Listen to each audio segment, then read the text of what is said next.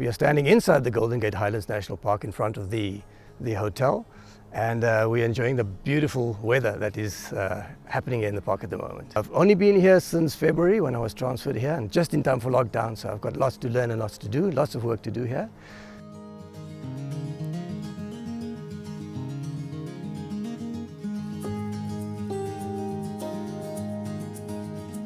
Hi there, my name is Paddy Gordon. I'm the park manager of the Golden Gate Highlands National Park. I have been with South African National Parks for 31 years, and I have been so privileged to manage 6 different national parks. Before that, I managed the Garden Route National Park for 3 years, including Wilderness Knysna and Tsitsikamma. And at the same time, I also managed the Tsitsikamma National Park for about a year. I was park manager of the Table Mountain National Park. For about 15 years I was associated with all that city. Before that was Mountain Zebra National Park in the Eastern Cape, and then the first national park was the Rediscover National Park. That was quite an experience. I've been able to manage a number of very difficult national parks, very different national parks, all of them extremely special.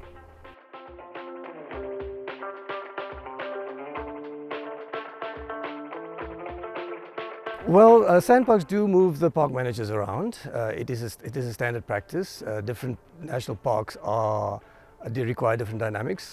Some national parks have very large tourism facilities. Some have very strong community considerations. So they do move park managers around to get experience of all of those and bring their skills to bear. I was moved to Golden Gate because there was no park manager here at that time.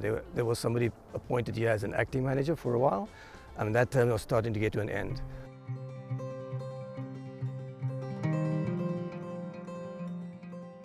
The park is at the moment 33,000 hectares. It was proclaimed for a number of reasons.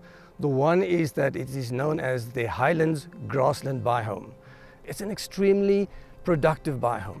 And because it is so productive, farming for cattle, mealies, sunflowers is extremely efficient in this area, but that means that the area was completely transformed. So the park protects a last remaining remnants of the grassland biomes of the Eastern Free State Highlands.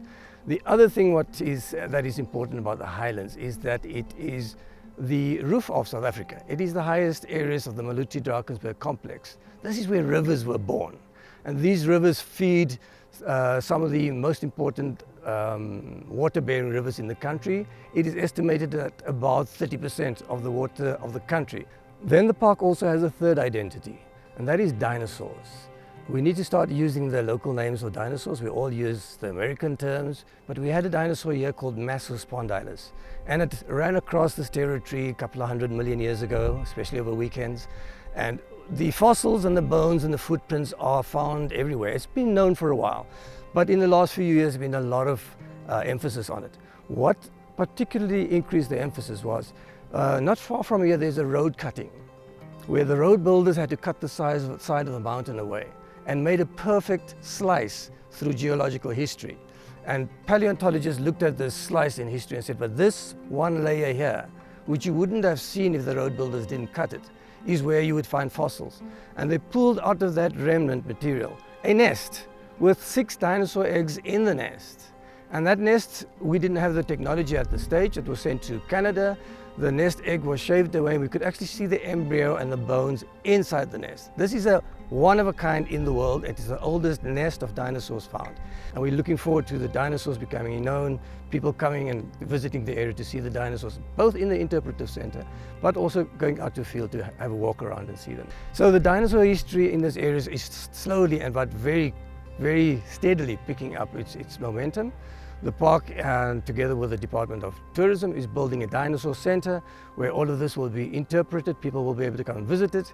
And in addition to getting to know our dinosaurs, the park and the dinosaurs must play a part in boosting the local tourism economy of this area.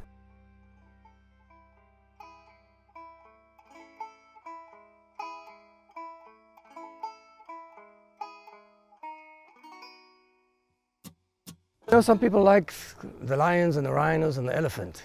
I'm one of those people that feel, and there are many people like me, that if you haven't walked a place, you haven't experienced it, it hasn't become part of you, you know.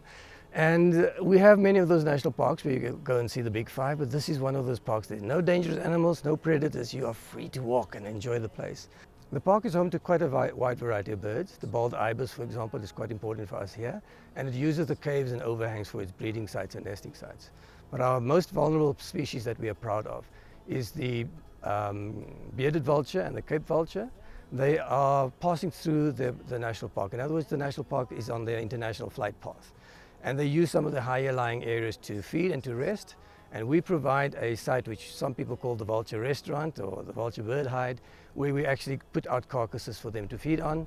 They gorge themselves and then they fly off to the next destination. And at the moment, this time of the year, October, November, is when they do pass through the park, and people also come from different places to come and see this amazing spectacle of the vultures landing here. And the first thing that happens is that, you know, these sandstone outcrops that we have here with their dramatic shapes and colors and how they change season to season and as the light changes, they draw people to come and walk here. Some people drive 3 hours to come for a day walk, and they enjoy the landscapes, they enjoy the views, the heights that you get, and as well as the fact that it's a grassland. You see the wildlife here. You could easily walk and see and pass 20, 30 black wildebeest, 40, 50 red hartebeest, eland, grey Rhebok, blesbok, within 100 meters from here. Then there are places which takes you high. There are places that takes you on the grassland areas. There are places that takes you into ravines with rock pools and waterfalls.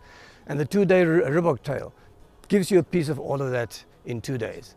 And you really feel as if you've left your stress and your city behind, and you just have become part of this place, and this place is part of you. But take your pick, come and visit us and enjoy the place. You told me that now we've reached the end, neath that setting sun. I hate you so much, I stole your bicycle. It's all said and done, now honey, you